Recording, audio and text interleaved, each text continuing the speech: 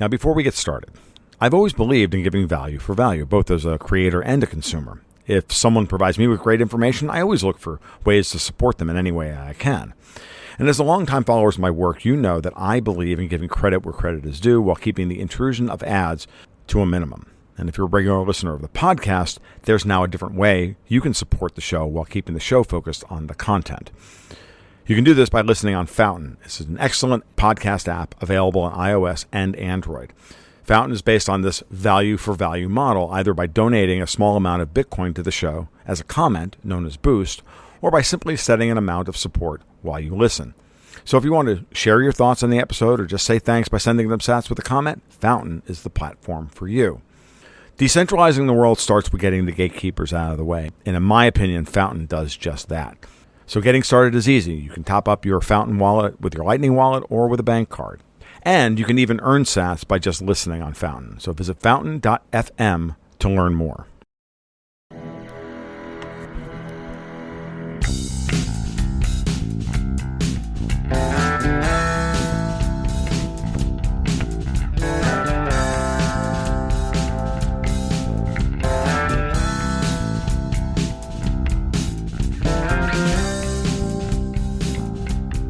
Hello and welcome to the Gold, Goats, and Guns podcast for October 26, 2023. My name is Tom Luongo, and we have a lot to talk about. It is episode 159, and I have with me Tom Bodrovics of Palisades Gold Radio. And Tom's, I've been on Tom's show a number of times, and it was interesting when Sean Newman brought Alex Craner and I up to Edmonton and to do the show in Lloydminster back in June. Tom made the trip up for dinner in Edmonton one night, and we got to meet in person. We had just a great time, and he told his story about how he wound up where he is. And I was saying to myself, that's just a great story, and I want to talk about it. So Tom is usually the host of his podcast, which he does a fantastic job. And I thought, wouldn't it be fun to have him on as the guest and just talk about that kind of thing, because we both have a kind of weird elliptical way of having gotten to where we are in this life. So Tom, welcome to the show. Thank you for taking the time out and doing this. I know you just got done doing another interview because you work far harder at your podcast than I do at mine. Thank you, Tom, and welcome to the show. Happy to be here, Tom. And this is the first time that I've been on the other side of the mic per se, as an interviewee. I never say that I'm an expert in anything, so I've kind of shied away from being interviewed. But out of all the conversations that you and I have had, both offline and online, I'm sure this will make for an excellent chat. Yeah, it was just really interesting when I was listening to you talk about how you wound up over at Palisades Gold Radio. I'm like, I hadn't even considered, the path, right? And so if I go back over it, I'm trying to, remember now. I hate to say this, but I remember the story being really interesting. I remember it involving the oil industry because obviously it's Northern Canada, but I don't remember much of anything else. And to me, I know that, when I look at my history, I look at my bio that I put out to people, and they're all like, damn, this guy's led an interesting life. And I'm like, well, not really. Right. We never ever think our own lives are particularly interesting until you start telling the story and everybody's like, dude, are you kidding me? So I guess, and the point of that, of me wanting to talk to you about this way, is that it's a kind of an important lesson to talk about how we never really think about, when we're kids, we have an idea about what we think our lives are going to look like. And then we get into our 20s and we think, or we have an even better idea. And then you get like me in my 50s and like, never in a million years would have thought this is where I would wind up. And yet this seems like the most natural thing in the world. And when I listen to you and I watch your other shows, it seems to me that you seem to be in a place that you would never want to be doing anything else than what you're doing right now. And that's what I got from when I heard you talk, over dinner that night. So, well, I think it's an interesting kind of idea to consider, right? I mean, to give everybody some context, I'm 37 now. I have done many different things in my life. growing up, I had a lot of different interests. I was always reading, always just kind of really a nerd, an autodidact that had many different interests. And when I look back and I try to be a mentor to some younger friends of mine, um, and they're really worried about finding their passion, finding something that they want to do. I never set out, as you said, set out for a specific plan in my life. I never laid out a specific plan, career path, anything like that. um, but I think it's interesting to step back and think about it the way that I do, maybe, because instead of setting out a specific area that I wanted to work in, I ended up just following what gave me energy, what gave me some type of intrinsic motivation and intrinsic energy and drive to end up exploring. So when I came out of high school, I really pushed myself really hard academically and got into engineering. I love taking things apart, figuring out how things work. I love the idea of being an engineer until I actually got into it. I hated being stuck in a classroom. I was, out of all the people I was exposed to, I was the only one that actually knew how to build anything, that had an idea of actually working with my hands and different types of materials, and having to do the prerequisites, no offense, of chemistry. I didn't want anything to do with that, right? None And taken. being forced to learn that stuff is not something I was very interested in. So I came out of my first year of engineering feeling kind of lost, intending to go back. Got into the oil field in Alberta here because I needed a good paying summer job to be able to support myself through university. And I never ended up going back because once I got into the oil field, I got into, um, you know, um, let's just say through chance, I was exposed to kind of the welding side of things, and I found out, oh, these blue collar guys, these welders are making how much money, and they'd only have to do how much schooling.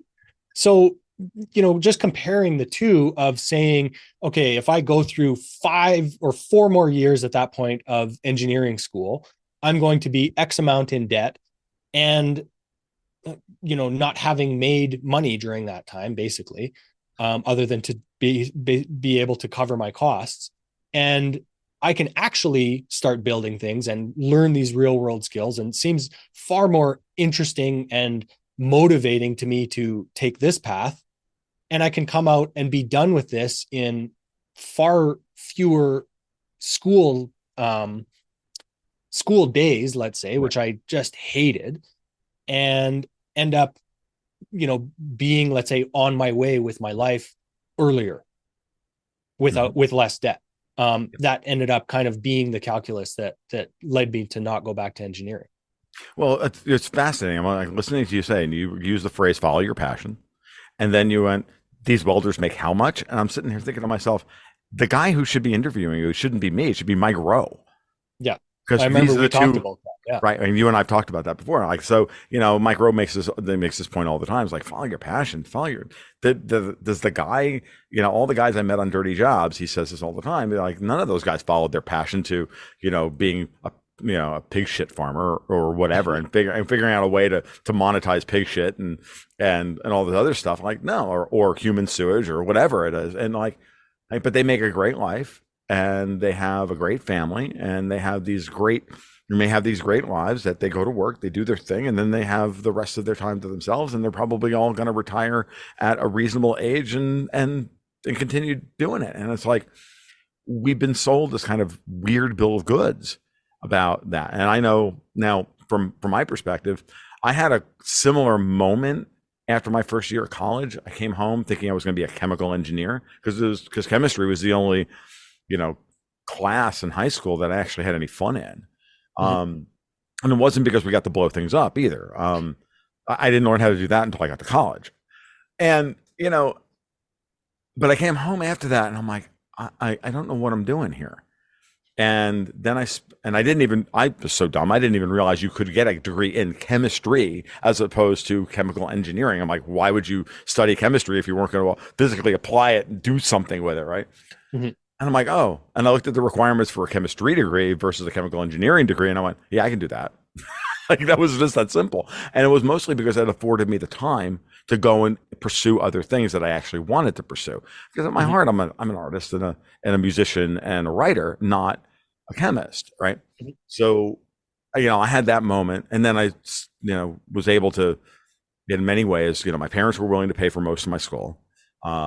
I had some savings, which I wound up deploying, and I came out of school with a little bit of debt. But my parents took care of most of it, and it was mostly my dad that wanted that because he wanted on his tombstone that he sent all of his kids to college, and he worked his entire life to do that. And so, from my perspective, I kind of, okay, I'll just pay it forward. And they were willing to pay for the degree. That was the degree that they wanted me to, that they were willing to, that was the compromise for us. And that's what we did. But I can tell you that when I got out of college and I graduated and I got my first job in the industry, literally in town, the Friday before commencement, when my parents were coming into town, my mother was freaking out that I was going to be indigent. That's a story that kept going until the day she died. Or even after she died. And it was never a passion. It was just a thing you did in order to fuel the other things that you wanted to do with your time, right? Mhm. So Well, I don't know if that resonates with you at all, but that was part of my path. mhm. Well, I mean, I think we've all gotten different advice through our lives in, you know, older people, let's say, give you some advice of, oh, don't take your passion and make it work. And I can completely understand that sentiment. I, at the end of the day, I think I love building things, and I still, having completely switched roles, I couldn't think of two worlds that are more opposed than being a pipe welder to being a podcaster. I Right. always say to people, well, it was a really easy transition, you know, working with metal to talking about metals, super easy transition. And I think in some ways you have to service parts of what you're passionate about, because otherwise you're just going to hate your life, Hmm. your work life. So to kind of, I guess, close the loop on that thread, as I was learning more about economics and stuff like that, I ended up going to an entrepreneurship camp in Lithuania, of all places. And I remember one of the best pieces, or one of the quotes that sticks with me the most from that was a previous attendee. We had dinner with him, and he said, it doesn't necessarily matter what you learn from the instructors at this camp. It's the connections that you make that are going to be the most important. And here I am 10 plus years later, and that is absolutely the most important thing that I took from that time in Lithuania.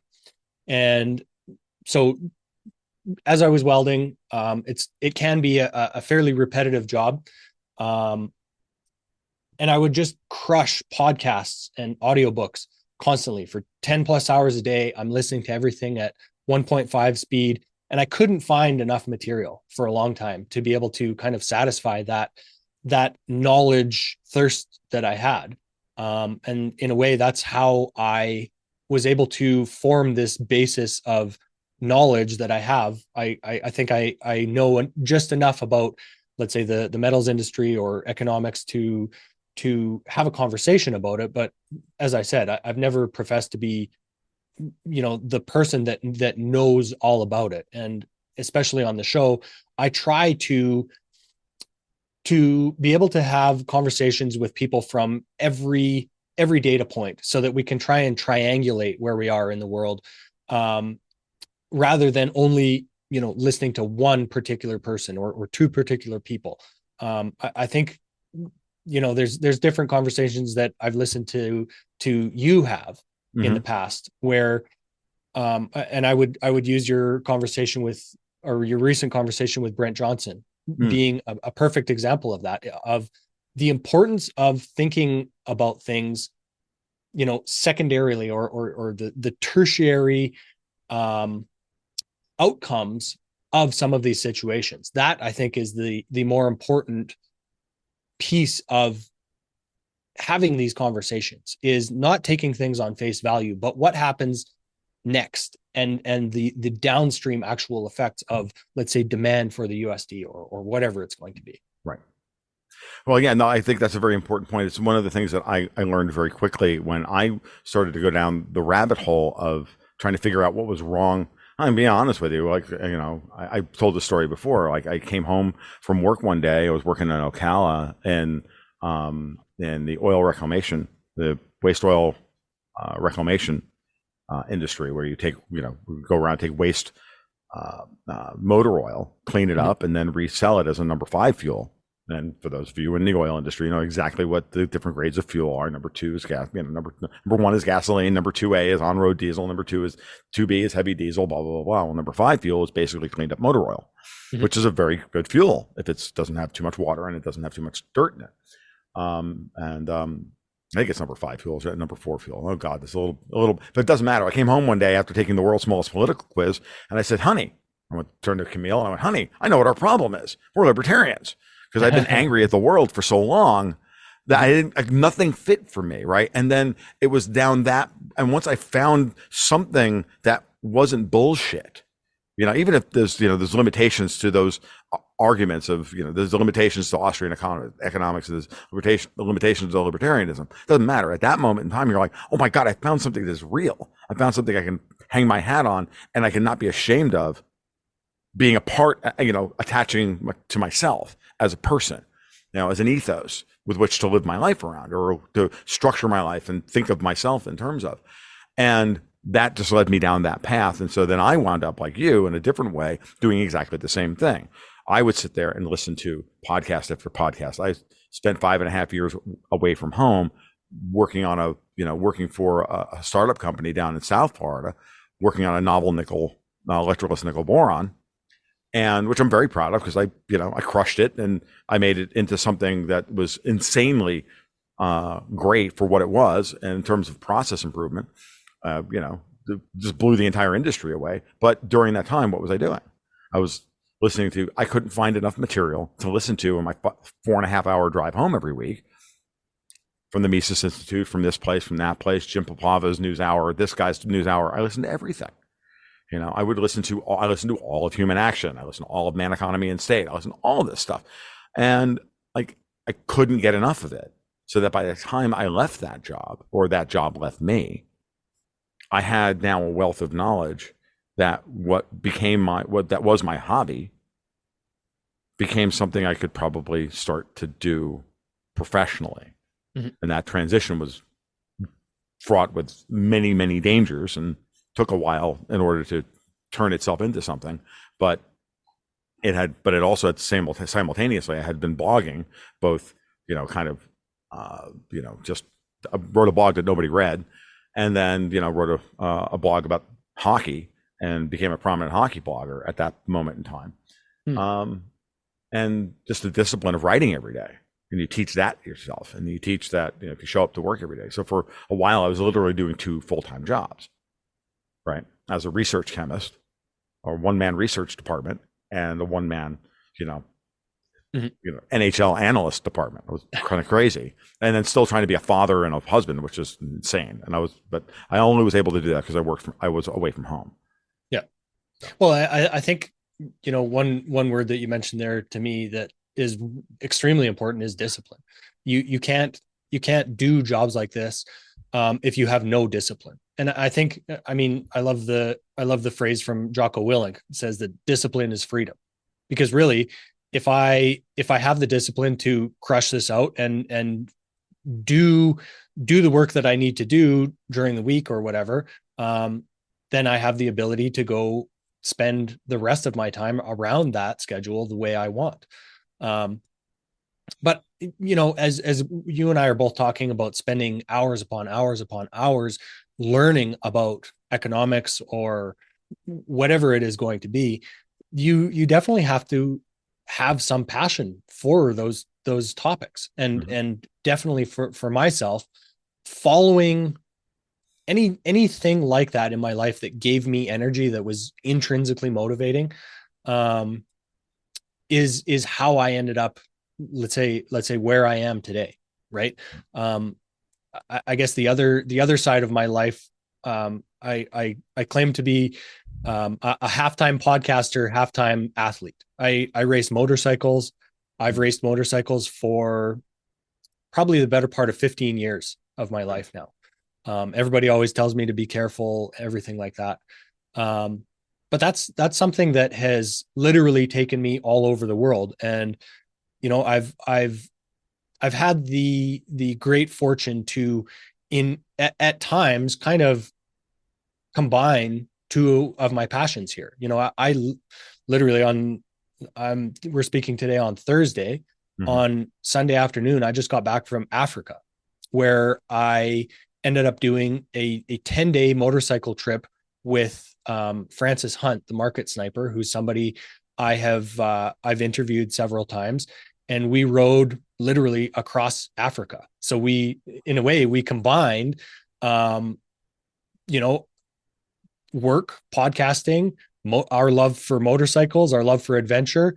I had never met Francis in person, and I showed up at the airport. He picked me up. I went and got my bike, and we went on a 10-day adventure through South Africa, Botswana, and into Zimbabwe, where you can see the real world repercussions of the insane printing that government has gone through in the last several years here. Like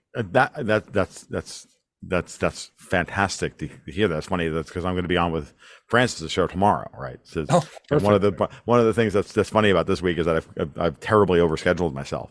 But Francis and I had set this thing up with Francis a couple of weeks ago, and his staff reached out to me to be on again, which is great. And I love Francis; he's fantastic.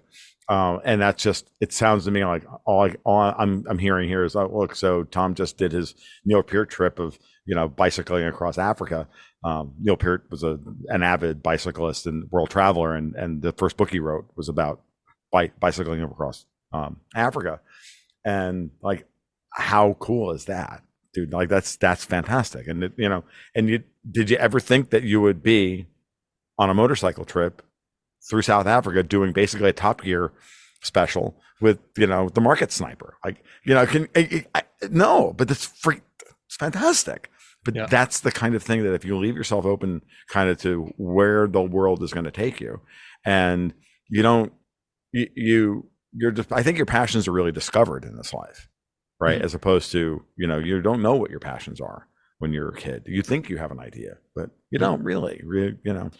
And then there's I think that's the whole point of what we're talking about, is to end up following those things that give you energy, rather than saying, I'm going to put myself in this little box. And that, as I mean, thinking about it as funny as it is, being let's say anywhere from 14 to 18 years old and thinking, I'm going to make this one decision for the rest of my life. We can apply that to many different avenues that are relevant to today's, let's say, cultural context. But putting yourself in that box at that time is, to me, just absolutely crazy.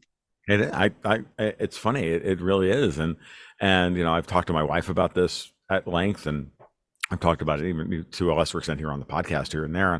And we just kind of looked at each other and went, how did, we made decisions that were kind of conscious, building a house out here in North Florida, getting goats, doing that.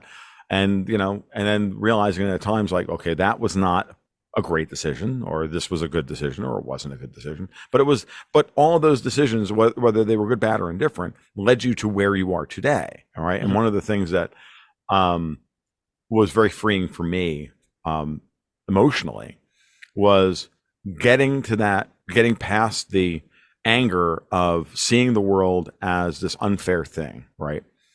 Seeing the system around us as this unfair thing and realizing that it is an unfair thing, and then being angry about it and not understanding that you still have agency to navigate your way through it. And once you make the kind of the emotional flip, and I know I did this consciously, I had to do it consciously because of the way my brain operates, which is I had to say, no, dude, I had to reframe this. No, You are exactly where you are because of the decisions that you made previous to these moments. And no one forced you into any other path than yourself. Mm-hmm. Once you take full responsibility for yourself like that, all of a sudden, the, the rest of your life becomes a lot easier to process because now you're capable of looking back on yourself and go, oh, shit, that didn't work. That was a mistake. These people are owed massive apologies. These people are, and then you just go through the whole thing. And I don't know if you've like hit that moment in your life or not, but I know I did, and I think I probably hit that point right in my early 30s. Mm-hmm. So, Well, I mean, the idea of it's kind of funny talking about these, let's say, keywords or buzzwords of responsibility, discipline. Responsibility is something that I think the world needs a hell of a lot more of, right? If you are in a place that you don't like, in a way, I mean, we can talk about determinism, we can talk about all these different things, but there is a good amount of your own volition that comes into getting you into that position. Granted, we were both had the fortune of being born, Caucasian in North America. That is a great, absolutely, that's a great step middle forward. class, absolutely. Yeah. But at the same time, when I step back and think about what has gotten me to this point is just the idea of taking responsibility at, as you said, pivotal times in my life and saying, I might not have all the information, but this is the best direction that I think is or this is the direction that I'm going to be best served by taking at this time, and say I can change my mind if new information presents itself.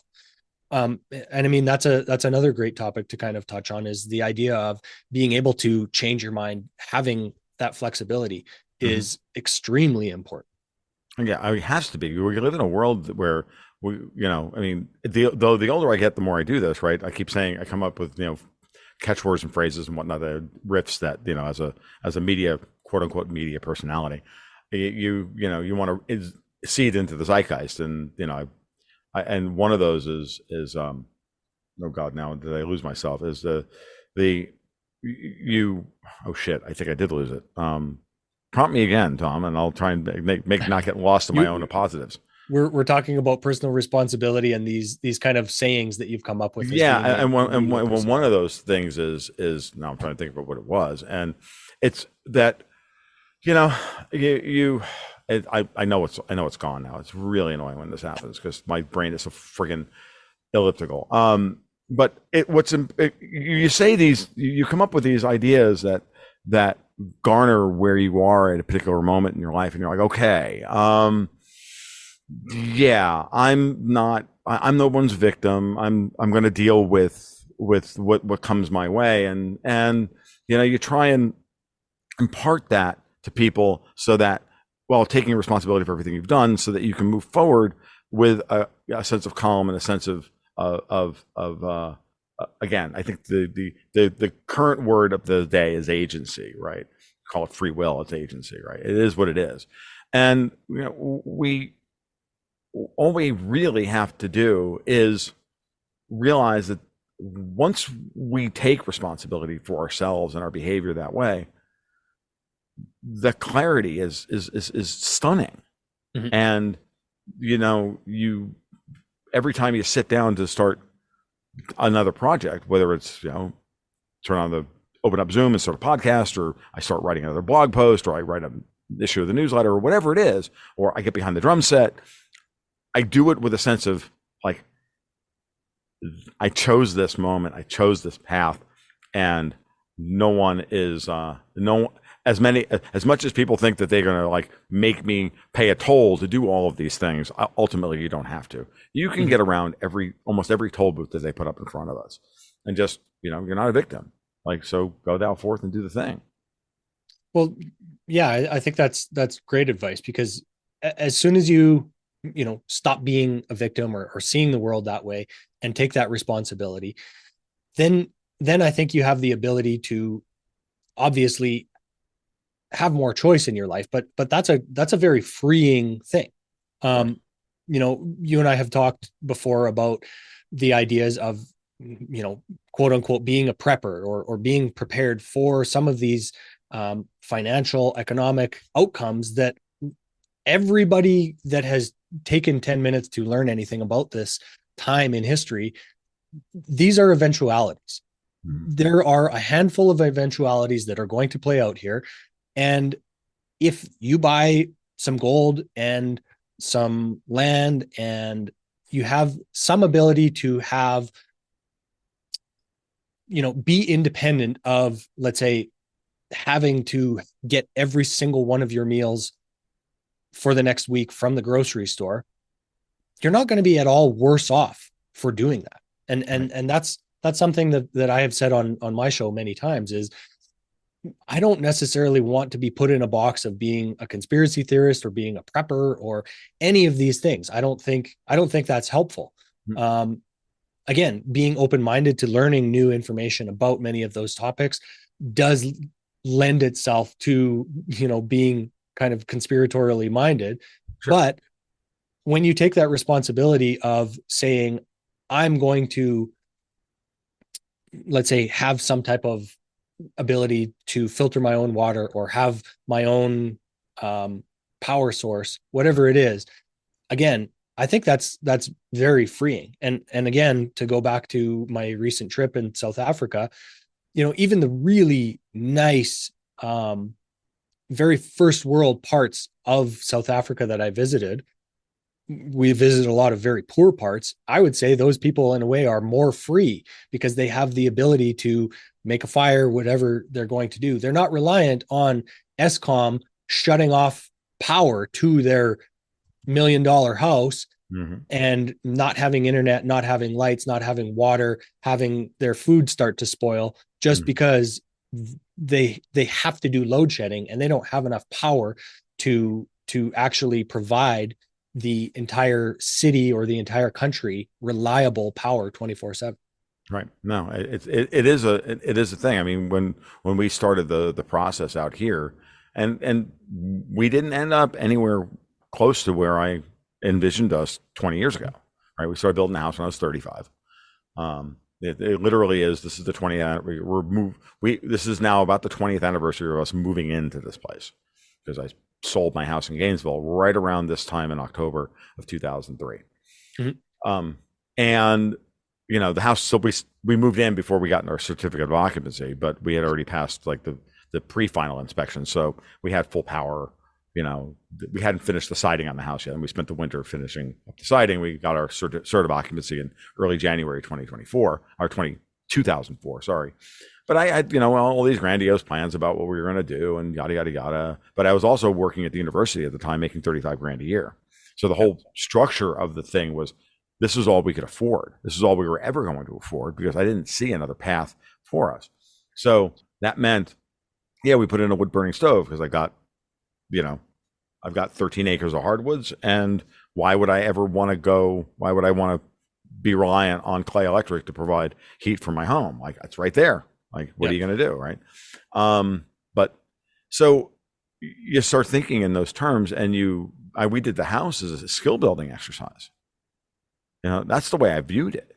Like, Mhm. I now know how to do things that I would have never done otherwise, and I don't need to have those skills today, because you know, I'm better. I'm a better blogger and podcaster than I am a home builder, right? Apparently, because the market has proven that, right? But you also don't have the same amount of reps in as a home builder as you do writing blogs. I am, this place is mine at this point, right? So I did it Mhm. all right, in that respect. And so, but at the same time, if I had children that were of that of that bent, that wanted to learn how to do things, so I had children that were more like you than my daughter, then I would be teaching them those skills, and we would be out on the weekends, building a goat shelter or doing this or doing that together. My Mhm. daughter's not interested in that. That's fine. But she knows that the skills are there. My friends all know that the skills are there. I've maintained my, you know, my body well enough to know that I can get back into shape and do the things if I needed to do them. Like it's all still there, right?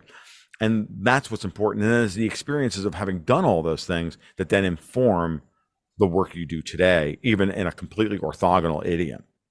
Mhm. And that's, I think, the part that, you don't realize the skills you're building and why you're building them are, they're going to be applicable in so many other areas of your life. So, you know, that's what knowledge is for, right?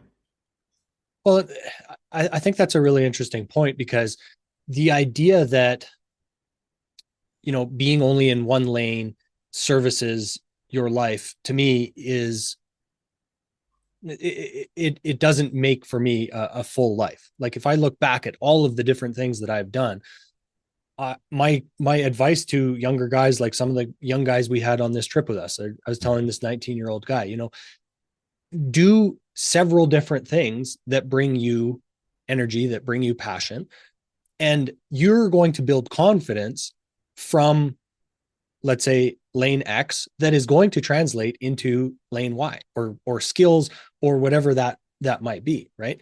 Mm-hmm. When I never necessarily had any media training. I had but before, when I was a little kid, my parents forced me into a program in Western Canada here called 4-H.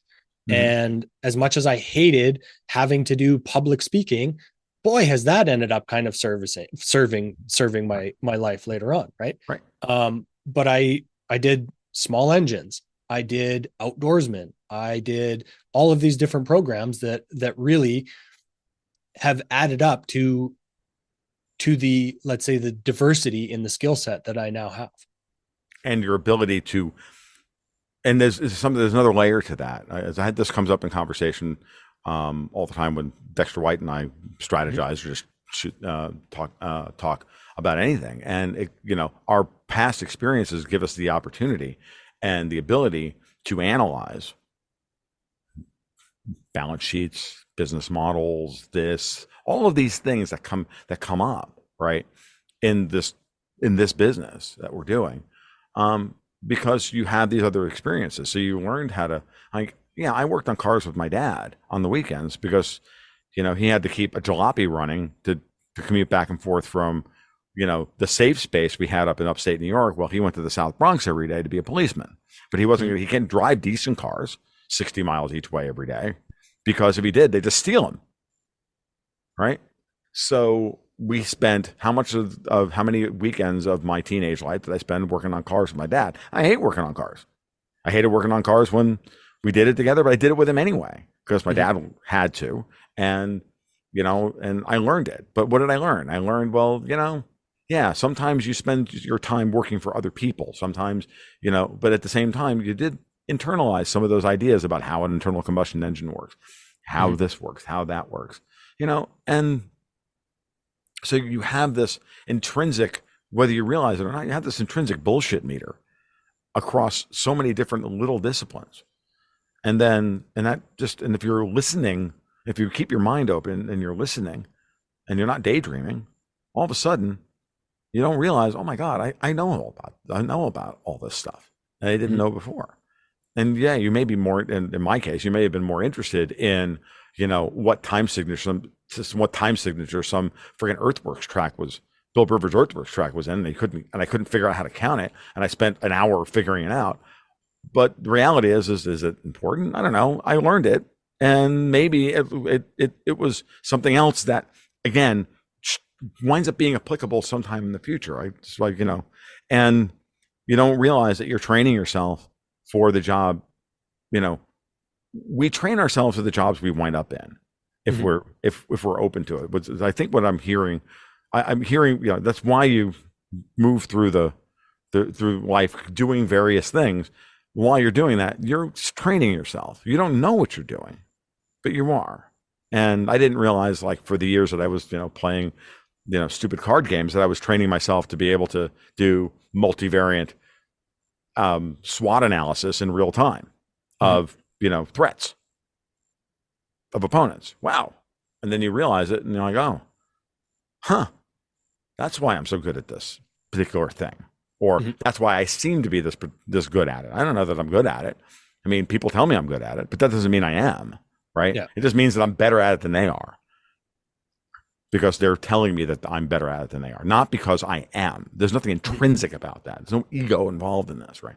So I don't know. It's a very interesting thing, and I think what I'm hearing from you, Tom, is that um, by doing all of these things, it helped you to become the guy who owns the podcast effect, owns the podcast that allows you to continue on the learning track by bringing the knowledge to you as opposed to having to go out and find it. Mm-hmm.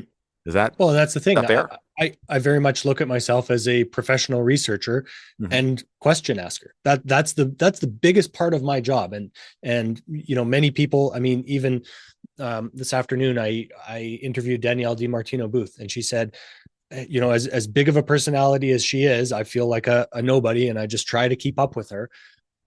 She even says, "Good job on doing your homework again. Appreciate it, Tom." And that's my thing is I force myself to go through and do at very least an hour of research for every single conversation that I have, so I can lay out exactly the points that these particular people are making. I have gone through and, let's say, excluding books that I have read specifically for the podcast.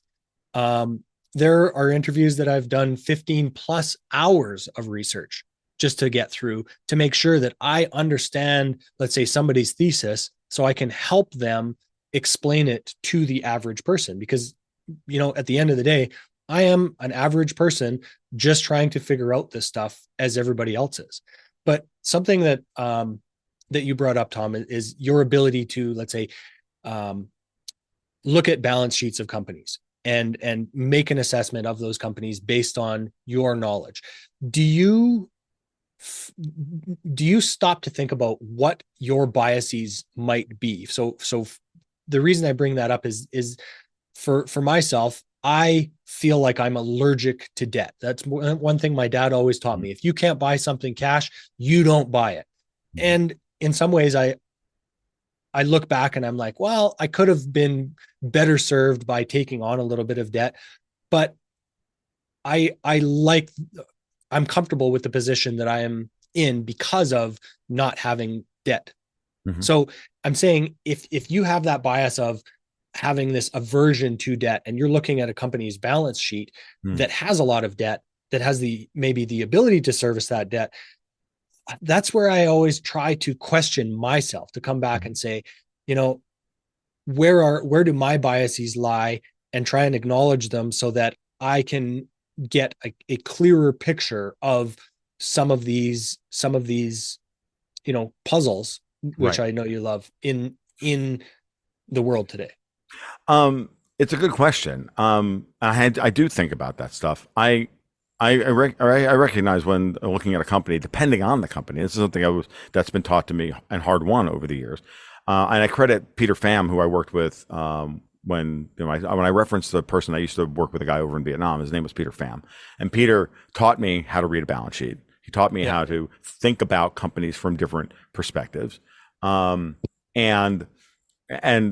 consider, and his expertise and his passion within markets was completely orthogonal to mine. He liked consumer products, and I'm a gold and natural resources guy. I'm a at the time I'm more monetary theorist and proto geopolitical guy, and he's teaching me about channel checks and and all of that stuff, and I'm like, so I learned a lot about reading a company's balance sheet from analyzing and having to do research reports for Vietnamese microcaps.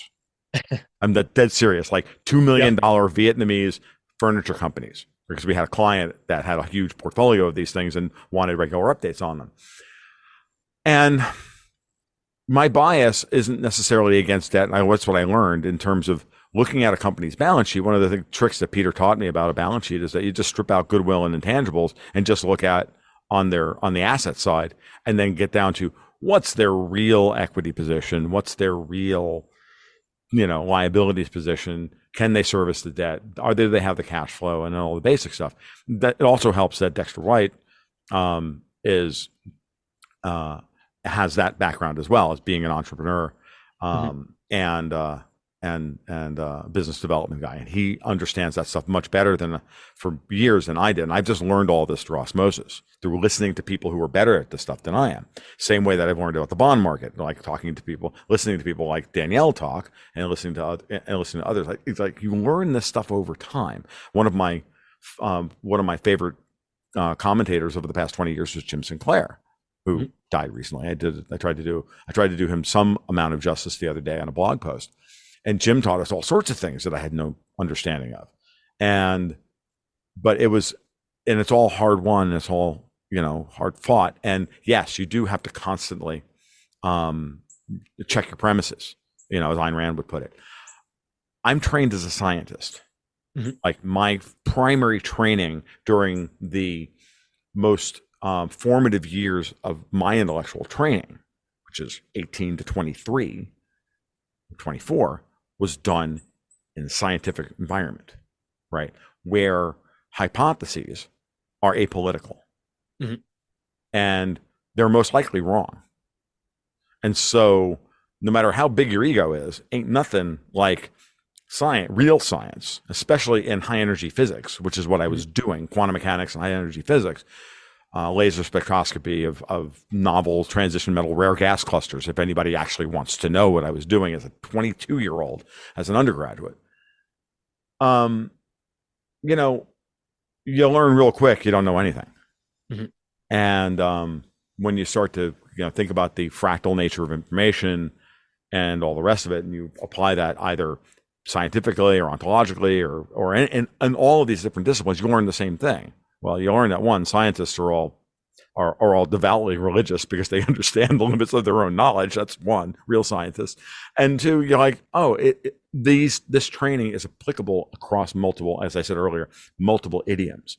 Mm-hmm. And so it helps to strip your biases out as best you can, because you know how to create an argument that's not a part of your personal persona. Mm-hmm. It's just an argument.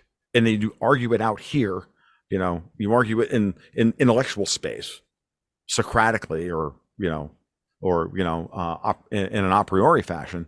And then you do some data, and then you collect some data to see if your hypothesis was correct. And it doesn't reflect badly on you as a person because there's an opportunity to learn something. Mm-hmm. So, in many ways, you ask that question, I almost go out of my way sometimes to put forth ideas that I don't even believe in.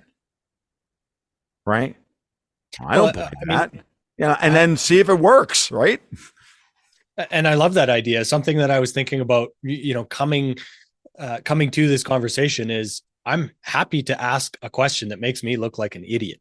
I'm happy to ask those questions that I know are completely wrong, but just to make that point. And this kind of goes back to the idea of that you brought up of ego, let's say, and of constantly testing yourself. You growing up in the science environment, and I would say for myself, there were many parts of my life where I'm tested every single day, right?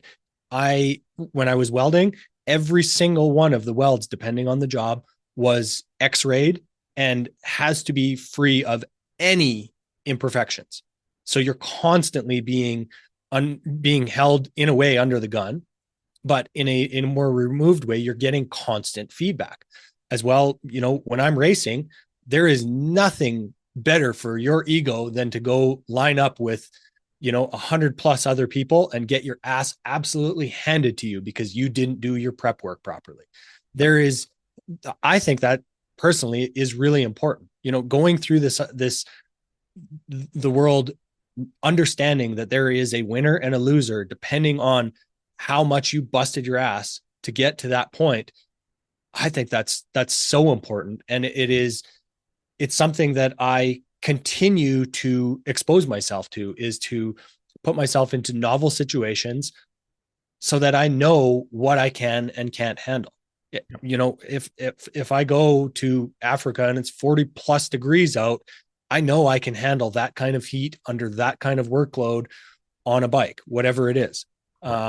But the idea of constantly testing yourself, having that feedback and challenging yourself to really, in a lot of ways, end up removing the ego that you can bring to a lot of situations, is really important. I bring this book up many times in conversations, but it's called The Art of Thinking Clearly. I think it's an excellent book. I've read it many times, but it brings up the idea of analyzing your successes just as deliberately as you analyze, let's say, a failure. Because if you just got lucky doing something, that doesn't necessarily, teach you the lessons of or that you should be taking from that particular situation. Yeah, no, it's I use the analogy of be a hockey goalie. Doesn't matter if you saved the last shot that came at you or you let the last one in. The next one is all that matters. Because you have to live in the moment, and you have to, and once you're done with the game, then you have the opportunity to sit back, review tape, review what you did right, review what you did wrong. Are your fundamentals off? And I would listen to, I used to listen to hours and hours of this kind of analysis.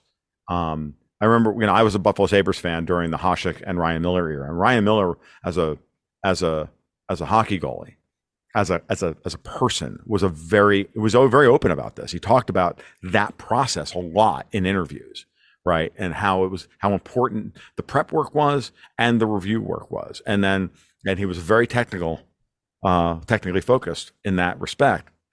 And then, and then there's the mental toughness that goes along with that as well. And, some guys are just built for it, and some other guys have to learn it. And, I would argue, and you could argue, and you should argue, that Ryan Miller is a second-tier goaltender in NHL history because it didn't come naturally to him. He had to work at it, as opposed to guys like Dominik Hasek or Patrick Roy or some of the other ones who were just natural alpha personalities who knew how to do that, right? And that's why I don't think Miller ever wound up with a ring, and that's why Roy wound up with many, and Hasek in the end wound up with a couple. And it's because of those things, and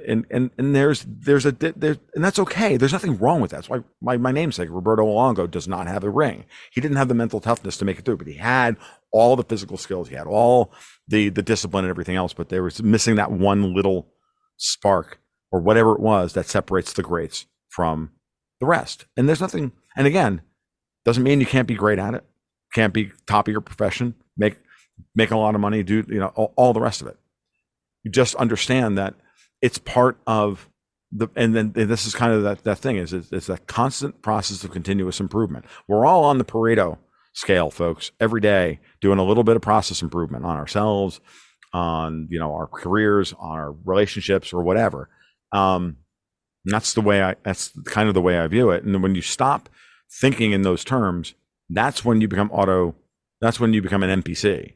Mm-hmm. That's when, as David Boaz said years ago, and because this has been rattling around in my head recently, you become a Nietzsche libertarian, for example. Like you don't process the information, you just spinally react to what someone's saying. I had a couple of those people show up after my podcast recently with Jim Kunstler, and because they just missed everything that Jim was saying because it didn't comport with their worldview. And I'm like, oh, well, that's interesting. I'll publish that comment just so that you can out yourself in public for being an idiot. Yeah. Right. So yeah, there's a lot of that inherent in all this, Tom. I really do think that. And I don't know about biases. Right? So we all have them, and we all have to work around them as best we can. And that's why I appreciate that part of this. I appreciate that more than anything else. And I love the idea that the being able to do process improvement in public space is what keeps me from becoming an NPC. I used to be one. I used to be a knee-jerk libertarian. It was no fun. I didn't have any friends. It was also irrelevant. So therefore, I mean, it's interesting that you bring up the idea of doing that process improvement through your life, but in public. I mean, I've done interviews where I had a guest on the way that they explained, let's say, particular issues, I thought that was legit. And then I publish the interview and I get, due criticism from people that actually understand how some of these different structures work. And then I have the ability to go back to the drawing board and say, man, I really messed that up because I didn't necessarily vet that guest properly, whatever it is. At the time, it feels bad and it kind of sucks. And I said to the particular person that gave me those corrections, I should go back and delete that interview. And he said, no, don't go back and delete it, because it serves as an important, signpost, as Luke Groman says, to understand what might be wrong with a particular piece of information. And as you and I have both know, sunlight is the best disinfectant. It is much more important to talk about anything that you might have gotten wrong openly and show people. I think that's another important thing to going through this world is to be able to highlight your faults or mistakes that you've made, to show that it's not going to kill you, right? Mm-hmm. Yeah, and it's one of the problems in the financial space, right? We're all kind of taught. I've this is something I've been saying a lot recently. We've all been trained like politicians: never show weakness, always lead. I was taught this from the day I started at Newsmax. It was, you're the leader. You show no equivocation. You make a mistake, you own it, you move on, and it's like Caesar Milan, the dog whisperer. He walks in the room and he does his thing, and the dogs just submit to him because he's the alpha dog. Yeah, that's a very fragile place to be, because that means you can never be wrong, and you're going to be wrong, especially in stock picking, and especially in trying to read the tea leaves of geopolitics, where you have nothing but imperfect information. So I go back and I read some of my old blog posts, and I'm like, got that one wrong. Ooh, oh, God. Yeah, and you go, yeah, whatever. It's still there, and it's all there in the open record, and and I get people will come back to me and say, well, you said this 3 years ago. And I was like, well, I will, as in trying to get a gotcha moment. And I'm like, no, clearly I was wrong, and my thoughts on this situation now are completely different, and here's why. We had a conversation with Sean Newman the other day with Alex Craner, and one of the things we discussed was this idea that we get better at this as we do this by rote and repetition and continually applying the trade, and we're not going to be right 100% of the time. As long as you approach the topic with an open heart and an open mind, I hate to quote Rush here, but I'm doing it, then the audience will be, for the most part, will be forgiving, because they understand that you're going through the same process that they are. And that's, in many ways, that's what most people are actually looking for from stuff like this. We're not going to get everything right. We're going to put our ideas out there in in an imperfect form. Hopefully they'll be great, because we don't all come out the box, I think, fully formed, insouciant, and wise. Last I checked. So,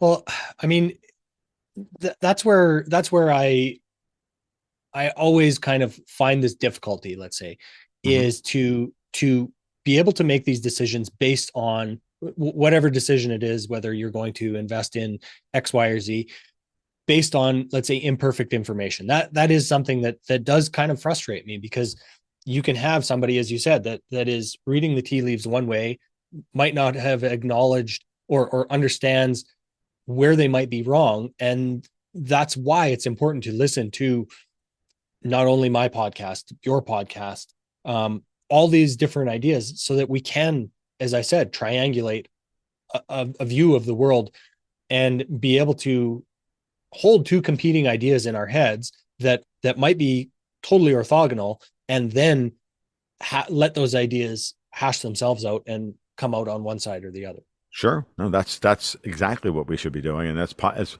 I think that is something that, I'll be honest with you, scares the living crap out of them, because they understand now that all of a sudden everybody's learning how to think better. all of a sudden it's not a matter of we can just push this limbic button and get you to react and do something and say something stupid. And then all of a sudden you're sitting there having to defend, genocide because you got like roped into it and you didn't even realize it. It's the power of propaganda. It's the power of, the psyops, if you want to use that term. And it's something that's why we have to constantly, that's why I think podcasting is so freaking valuable. And it's why I think, it's why I wanted to have you on the show today, because it's clear that that's how you run Palisades Gold Radio. And it's a great way to, kind of constantly error check what's going on. And I remember the first time you reached out to me to have me on the show, and I was like, whoa, this is now way outside of the circles that I've gone before. So by the way, that was like the first kind of level up for me, to be honest. And I was like, this is a big deal. And I'm like, I got to bring my A game. I got to be on top of it. I have to be well prepared for this, because because you only get these opportunities, every so often. So, I really wanted to make that abundantly clear. And I just think that this is a very interesting moment in time where the toll booth operators, the gatekeepers, the guildsmiths, or whatever you want to call it, the guild leaders, they don't have the opportunity anymore to just baffle us with guild speak and bullshit, and and not get called on it, because they don't control the narrative anymore. Now they've got to error check everybody's error checking their ideas in real time. Mm-hmm. Well, I find it interesting that you said that coming on my show was a big deal for you. I mean, every time I book any guest, I feel that I have to be extremely well prepared, just so that I can, in a way, that's my form of payment. Mm-hmm. We don't pay any of our guests. We don't let anybody sponsor our show. And that is something that has become way more valuable, because we can be totally neutral within the space and we're not pushing anybody's crap. But I think going through all of this, it is so difficult to, like you say, kind of maintain that ability to really be impartial and hold or try to understand these ideas. Mm-hmm. No, it is very important. I know that we've thought, I've been very loath to take advertising a little bit here and there. I'm going to put advertising on this podcast simply to cover the cost of running the podcast. It's like literally I make enough money to cover. This podcast doesn't make a lot of money, but that's not its job. Its job is to validate the process and then get people to go, yeah, no, Tom is worth my time, because he books good guests and he's all the rest of it, and then and build an entire a tapestry of information that is valuable to people, mm-hmm. and hopefully drives more value than the price point that I'm asking for, right? Yeah. And we're all doing the same, and that's the thing as well. And I know that's what, and I do appreciate that after all this time, that you keep that's part of your ethos as well, because I think it's very important within the context of all of this. So it's important. So maybe one last thing before we shut it down, which is maybe speak a little bit to what you really think about how important the medium is in this moment in time, because this is a very important moment, really. And I want to get your thoughts on that before we check out for the afternoon. The medium of podcasting itself, or I think that's in this podcasting itself, alternative media, anything you want to say in that thing to drive a different ethos, because I think that's where we're getting at here, right? We're getting to the point where we're like, I think we're trying to change the ethos of media, mm-hmm. as a thing. I mean, that's interesting that you bring it up in that way, because while you were explaining your last kind of answer there, it was making me wonder how, or you were saying that people are starting to think differently. And I was going to ask you if you have a sense of how many people are really starting to think differently, or if, I can give an example of there were certain government statistics within the last, let's say, 3 years here, that within my sample set, I thought to myself, there's no possible way that those, quote unquote government figures were accurate, because zero people that I knew that were in my circle added up to that, let's say, 80% level, which we can all kind of make the logical assumption to what that was. So I think it is extremely important, but how many people do you think out of the average 1,000 people that you would meet on the street are really starting to think differently? And then I'll get to your question. I don't know. I know there doesn't have to be that many, but Mm-hmm. when one of the things that I'm in a weird position now, because, all of the very few people that I actually interact with outside of my circle, Mm-hmm. outside of my community, my family and whatnot, they all know who I am now, right? They all know what I do for a living. They all have an idea of what I do for a living, and none of them really share my point of view on things, but they're respectful of it now. Mm-hmm. Not just because of the fact that I'm successful at doing it, but because I speak with a kind of both empathy for the way they see the world, and the authority to be able to try and explain it, and even if it's in terms that they don't quite grok, right? That they are seeing the world differently. I've had multiple conversations now in the last couple of months with people that I would have written off as not listening, and Mm-hmm.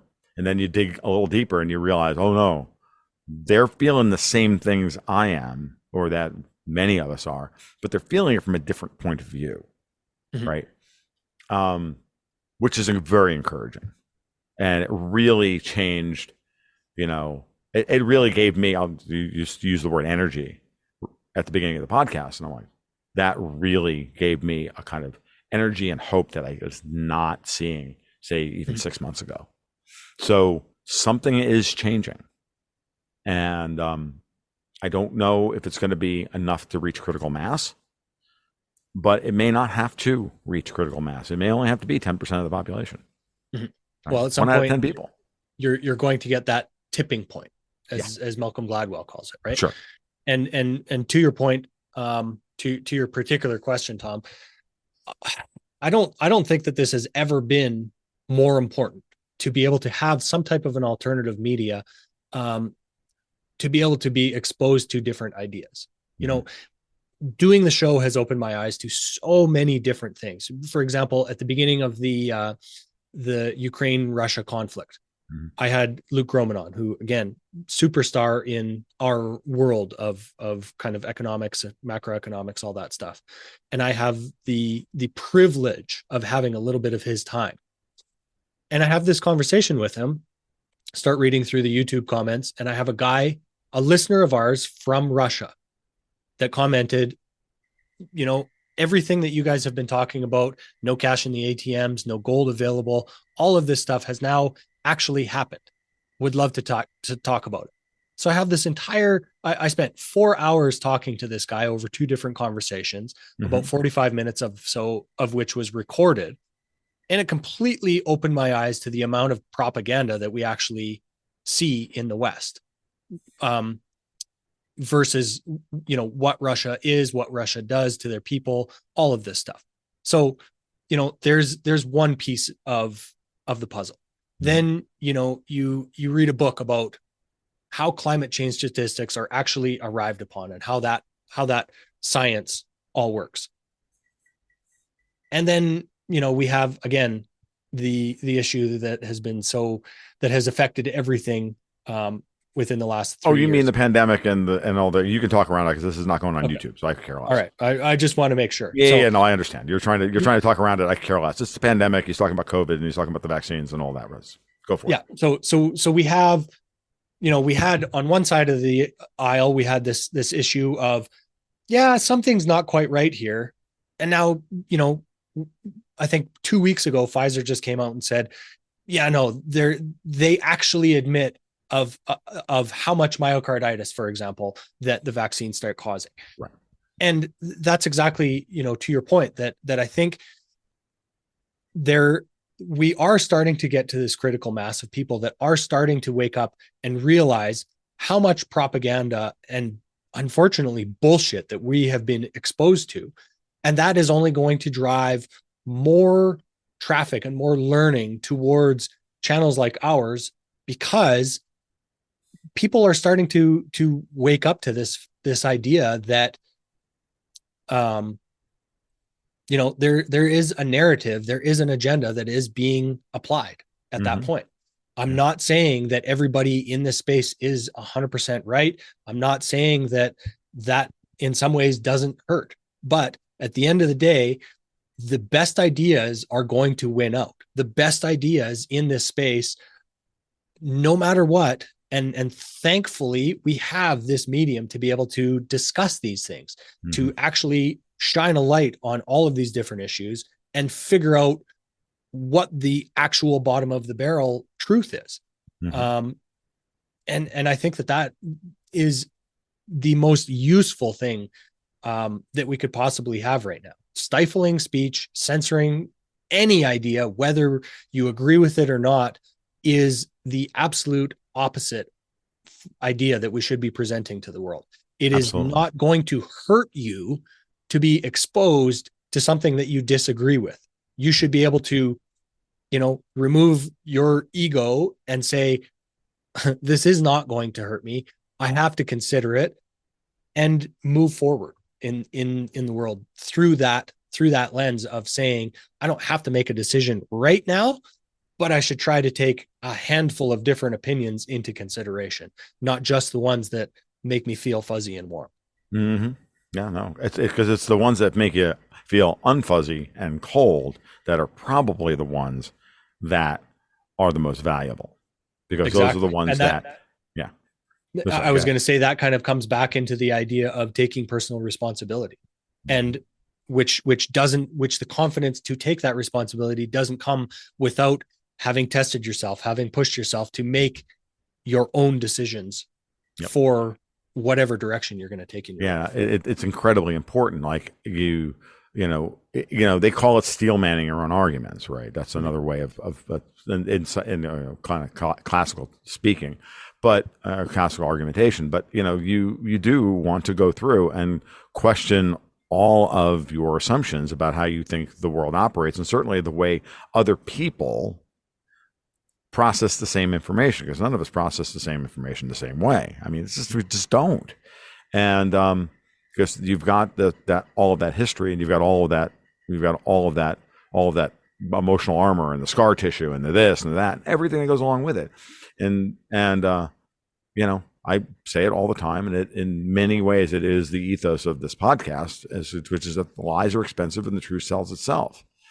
And by thinking about it in those terms, and I could talk about it energetically or monetarily or emotionally, that phrase encompasses all of those idioms, all of those different facets around how expensive a lie is, and how the truth you don't have to be sold the truth. There it is. It's right in front of you.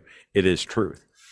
And again, but at the same time, there's the other side of that, which is there's this fundamental difference between truth and understanding, right? To go back to one of my favorite quotes of all time from Babylon 5, understanding is a three-edged sword.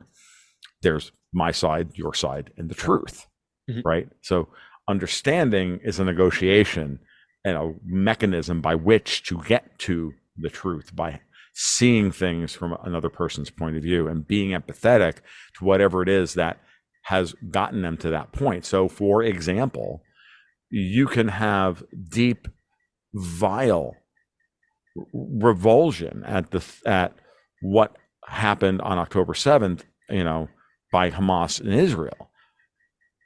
But you can also understand how it got to that moment where the guys that did what they did would be capable of doing what they did. This is not to excuse what they did in any way, manner, shape, or form. But understanding does not necessarily lead to, acceptance. I mean, other than, yep, it happened. You don't have to like it, and you don't have to say, it shouldn't, it's not evil, and it shouldn't be, there shouldn't be retribution in some way, manner, shape, or form.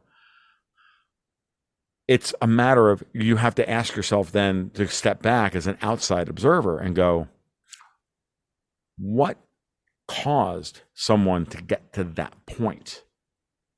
And then what can we do to get around to make sure that moment, those actions don't occur again?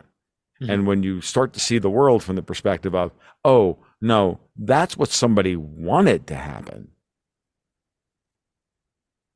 That's the question, or that's the question, but that's the perspective that makes you unfuzzy and cold, mm-hmm. in a way that now leads you into another series of questions, and why it's so important that we cannot shut down, as you said very eloquently, we can't mm-hmm. shut down speech.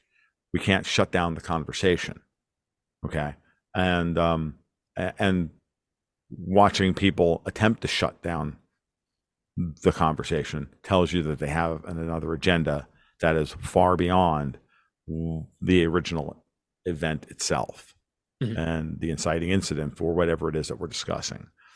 And that's the thing we have to be always mindful of, and trying to navigate the, first the emotion, and then,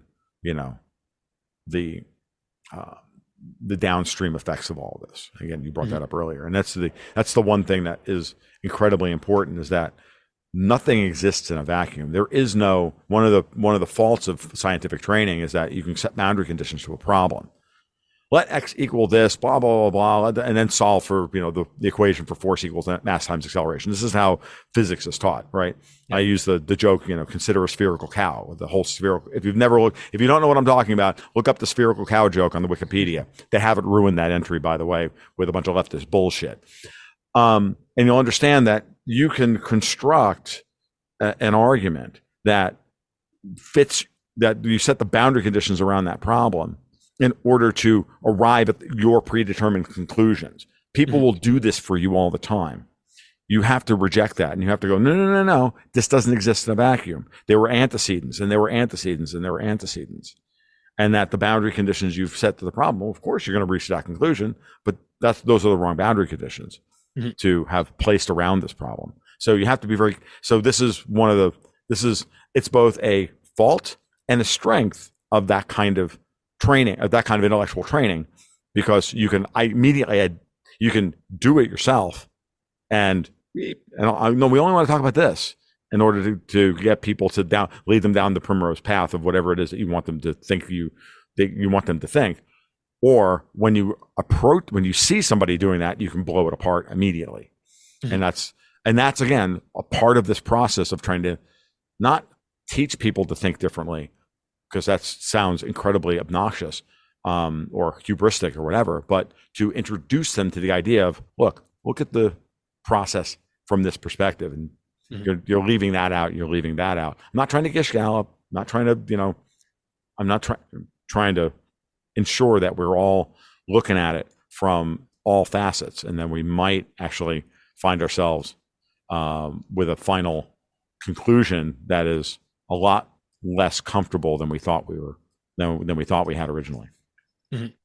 I mean, all of that, I think a good portion of that point you just made comes back to the idea of being able to have a nuanced discussion.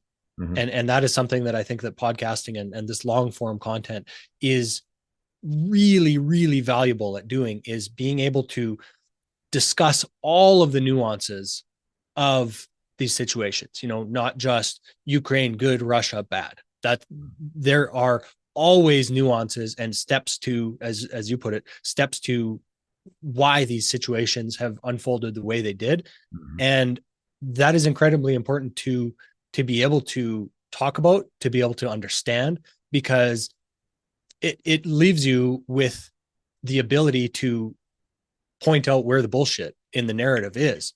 because if you have taken the time to listen to the nuances of the situation, it paints you with a picture that is much more colorful than just black and white, X good, Y bad. Right. And that's why we all have to like remind ourselves that Twitter is performance art, not information. Yeah. Tom, thank you. This was lovely. This was wonderful. This is exactly what I was hoping to draw out of you. So in your first, I will give you an A+ for your first interview. On the other side of the mic, I'm glad to have done this, and moreover, I'm just glad to have caught up because you and I haven't spoken since I was up in Edmonton in June, so that was just nice to do.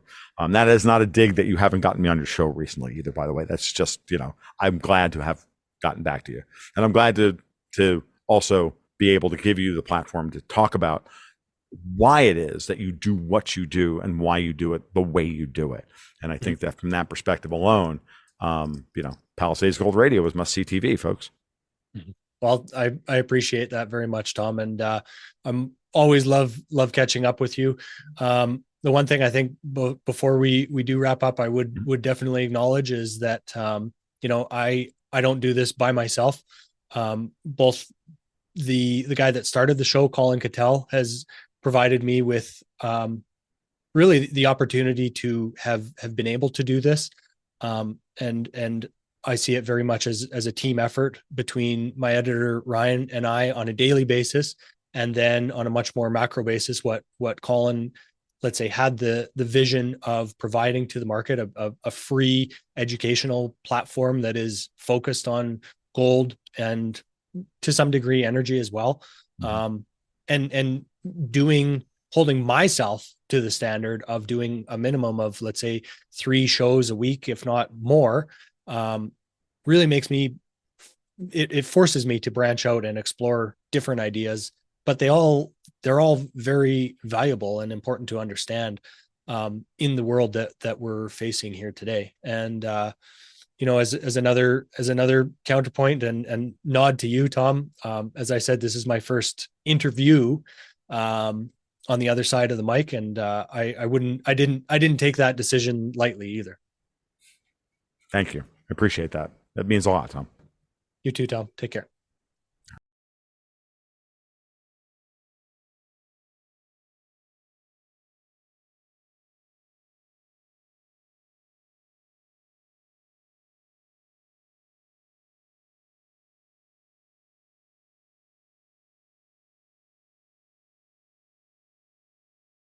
Well, that'll about wrap it up for episode 159 of the Gold, Goats, and Guns podcast. I want to thank Tom Bodrovics for his time and for being a guinea pig and giving me the opportunity to interview him for the first time. I think it's Tom's story and his perspective on podcasting and the call to action, we all go through at a certain point in our lives, I think is really important. And when I heard Tom talk about this when we met personally up in Edmonton, it just struck me as something that was worthy of everyone's time. I hope you enjoyed it. So, as always, you can follow me at my work at tomluongo.me or goldgoatsandguns.com. You can follow me on Twitter at TFL1728, where the very worst version of me will show up on a daily basis. I guarantee it. As well as you can sign up for the Patreon at patreon.com/goldgoatsandguns, where you can sign up for the biweekly market reports and private blogs, or the monthly Gold, Goats, and Guns investment newsletter, where we take a retail investor's approach to portfolio management to try and make sense of all this stuff. As well, you can follow Tom's work